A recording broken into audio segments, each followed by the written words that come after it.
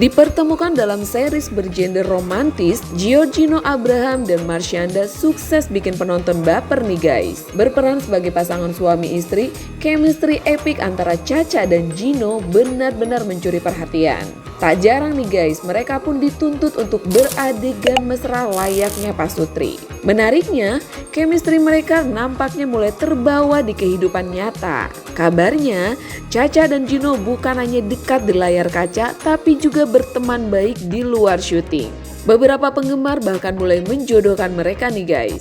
Lantas bagaimana dengan Yasmin Nepper? Benarkah Yasmin tak cemburu dengan kedekatan Gino dan Cha-Cha? Kedekatan Gino dan Cha-Cha belakangan ini memang menuai sorotan publik. Dua bintang ini bahkan sampai diundang dalam acara gosip baru-baru ini hanya untuk membahas hubungan mereka. Menurut Cha-Cha, Gino adalah sosok pribadi yang hangat dan bisa merangkul orang sekitar, serta enak diajak bertukar pikiran. Sementara Gino menyebut Cha-Cha sebagai orang yang seru dan nyambung diajak ngobrol. Meski begitu guys, hubungan mereka tetap sebatas rekan kerja yang profesional dan tidak lebih dari teman.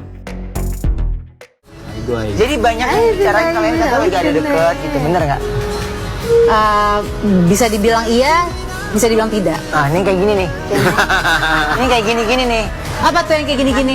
Tuh, lihat tuh. Kita emang lagi sering berdua, Bukan? berduaan, bikin Lucu ya. beraktivitas. Main ayunan bareng tuh, lihat tuh. Tuh. Aku biasa kalau naik ayunan itu bisa sendiri, Gio. Oh, kenapa Kak? Iya, tapi ayunan dia cuma ada di Bali, ayunan raksasa kan? Itu beda kalau sama ayunan lain, oke. Naiknya sendiri yang ngedorong 5. Iya. Tapi katanya banyak netizen yang jodoh-jodohin kalian, bener gak sih? Emangnya bener ya? Pasti ada aja sih. Kayaknya campur-campur komentarnya. Campur-campur Oke. gitu. Campur-campur, ada yang bilang ini lucu banget kelihatan berdua kalau aku baca ya. Tapi ada juga yang melihat apa sih yang kita berdua ini lagi sering berduaan lakuin. Oke. Hal itu tuh ada yang membuat orang panas juga gitu. Panas terkompori gitu. Jadi campur-campur antara pengen membuat kita bersama atau udah nggak usah gitu. Iya. Pas cocok, nggak cocok, pasti ada begitu. Ya campur-campur lah pokoknya. Tapi kalau berdua beda perbedaan umur usianya berapa jauh? Aku 35, Gino 29. 29. Berarti 6 tahun ya. Lu berapa, Oma? Apa? Lu berapa? Aku 24 tahun ini. Makanya aku panggil mereka kakak-kakak. Aku panggilnya kakak-kakak. Oh, jadi lebih muda dari aku Iya. 11 tahun ya? Oh, Ben. Iya. Aku tuh kelihatan tua karena gaulnya sama yang tua-tua.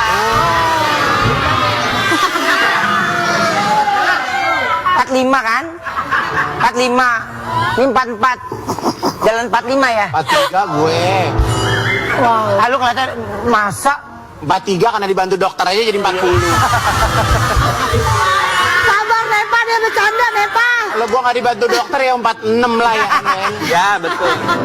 Lebih tua. kalau Caca, kalau Dia dibantu dokter ya, jadi naik. Gio itu orang yang seru, membuat suasana jadi lebih, semua orang tuh jadi ngerasa kayak wah aku tuh bagian dari pergaulan ini gitu. Dia membuat semua orang ngerasa nyaman, orangnya warm, lucu, ramah. diajak kerja sama enak, diajak tukar pikiran enak gitu. Tapi kalau Gio, Caca di mata kamu tuh seperti apa? Anaknya fun banget ya. Caca tuh seru. Anaknya kalau lagi kerja juga sangat profesional, terus fun. Karena meskipun awal-awalnya jarang ngobrol, tapi pas semakin kesini semakin nyambung gitu. Film atau sinetron aku yang pernah aku lakuin selama ini. Jadi di adegan panas itu ditek berapa kali? Oh, beberapa kali. Karena memang bisa dibilang cukup banyak ya. Cukup banyak dan capek juga. Oke. Cukup capek juga karena kan ya it's draining. Karena udah kita all out. Nah, tiba-tiba nanti kita harus ambil dari angle lain. Terus ambil insert back shotnya. Ya itu capek gitu. Pressure ya capek aja sih, lebih kepada draining ya, capek. Habis itu aku keringetan ya. Ntar gue minum air dulu gitu. Diskusi lah, orang tua aku open minded. Sedangkan aku juga udah 28 tahun lah ya. I'm not a teenagers anymore. So menurut gue tuh gimana ya, gue ngeliat adegan kayak gitu biasa aja sih jujur. Bukan something yang perlu wah keren ya main itu, atau kok main gitu. Buat gue tuh ya gimana, itu part of my job. Gue harus adegan cipokan, harus adegan cium, ya udah jalanin. Jadi challenging buat lu juga. Challenging buat Challenging buat gue gitu. Balik lagi ke beberapa sahabat video nih yang menanyakan adegan panas. Balik lagi, Yasmin cemburu nggak sih? Enggak lah, she's very professional. Dia juga sangat profesional. Dia tahu bahwa ini kan memang pekerjaan. Dia cukup santai dan dia mensupport aku banget. Dan aku pun juga memberikan support gitu, misalnya one day job-job seperti itu datang ke dia, ya pasti aku akan support gitu.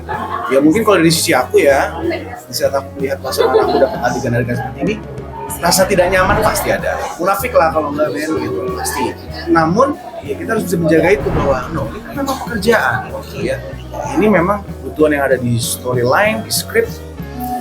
Dan gue harus salut sama pemain-pemain yang berani take risk mengambil seperti itu. Di sisi lain nih guys, Gino juga masih menjaga hubungannya dengan Yasmin meski sudah tak lagi terlibat dalam proyek yang sama. Gino tetap merasa hubungan mereka kuat karena saling mendukung satu sama lain. Namun saat ditanya soal rencana menikah, baik Yasmin maupun Gino masih belum kepikiran. Pasangan good looking ini mengaku masih menikmati hubungan mereka saat ini. Gino masih fokus dengan karirnya di dunia seni peran dan kini tengah syuting film horor yang akan segera tayang dalam waktu dekat. Begitupun dengan Yasmin yang tengah sibuk dengan film terbarunya. Lantas, mungkinkah sebenarnya mereka ini tengah kejar setoran untuk modal menikah? Horor, banyak tantangan sih pastinya untuk aku pribadi, karena aku tahu kalau syuting horor memang juga dari pengalaman teman-teman yang sudah pernah, ya memang cukup menegangkan karena secara lokasi sendiri pasti akan memilih lokasi-lokasi yang gelap, yang memang auranya pasti lebih ke mistis, terus properti-properti yang dipakai. Tapi overall oke lah, cukup oke. Hal baru apa yang lo dapat di horor? Yang tidak lo dapat di drama ataupun? Hal baru sebenarnya ternyata ya soal proses syuting sama aja ya mungkin ya. Mungkin lebih kepada karakter aku di sini. Karena karakter aku di TMPM ini kan sebagai Arvino. Arvino ini dia memang bisa dibilang karakternya dia harus menyerupai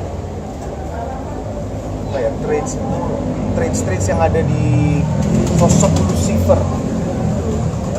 Karena Arvino sendiri itu bisa dibilang Arvino is Lucifer gitu. Maksudnya yang dia bertugas untuk membuat manusia jatuh ke dalam dosa. Intinya seperti itu. Sejauh proses syuting ada kesulitan apa yang dihadapi? Kesulitan tidak ada ya, honestly nggak ada. Mungkin lebih kepada intonasi bicara saja yang mungkin sedikit membutuhkan effort lebih untuk aku.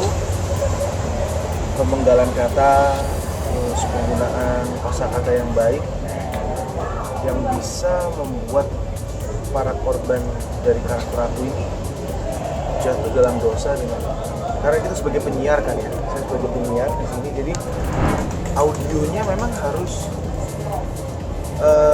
grafiknya harus naik turun saat dia mengancam. Cukup dengan nada saja bisa sampai gitu, biar orang penonton juga yakin mendapatkan apa emosinya gitu lewat audio. Kalau penonton baca novel atau webpad dan itu difilmin, itu pasti mereka punya ekspektasi sendiri nih. Nanti yang tadi siapa? Ini cocoknya ini, cocoknya itu. Ya aku nggak apa-apa sih, karena kan namanya pembaca dan penonton, mereka bisa bebas berimajinasi sesuai dengan yang mereka.